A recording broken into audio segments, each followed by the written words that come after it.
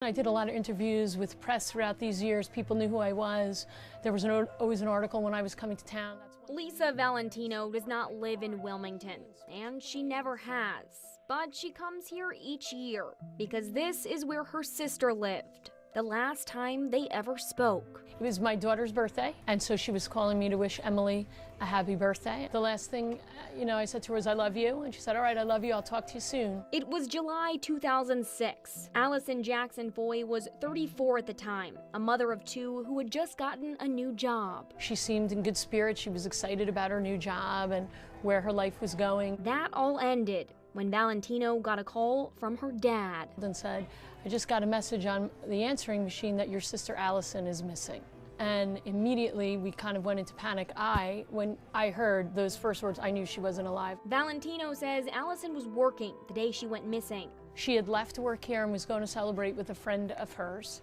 And so they went to what was, it's not anymore, Junction Pub. At the time, Junction Pub was right here on Carolina Beach Road. It is now known as Mad Cat's. She had a couple glasses of wine. Her friend at the time said to her, "You shouldn't drive home."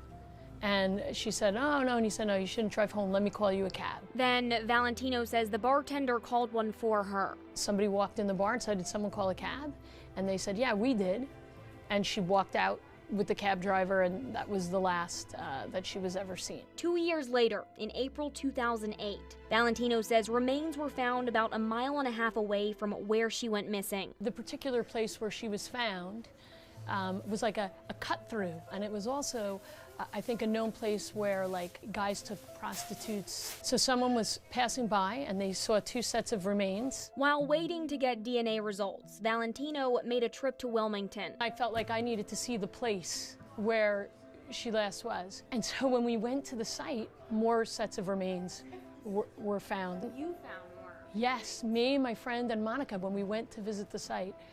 And those remains ended up being Allison's. So who was the last person to see Allison alive? There's only really been one suspect as far as I'm concerned, and that was a cab driver at the time. And I'm not afraid to say his name because his name has been in the paper. His name was Timothy Iannone. In November 2008, Wilmington police cleared Iannone's name as a suspect, something Valentino does not agree with. He fits all kinds of descriptions, and in fact, even a sketch artist drew a picture up of him. So for the last 12 years, Valentino has returned to Wilmington, attended conferences. Even now, 12 years later, I'm fighting to have another kind of DNA testing in her case. For 12 years, Valentino has been a voice for Allison's case. I just need to have it completed, but my sister deserves it. My sister certainly deserves to have justice. Her daughters certainly deserve that. And something she says their late father deserves.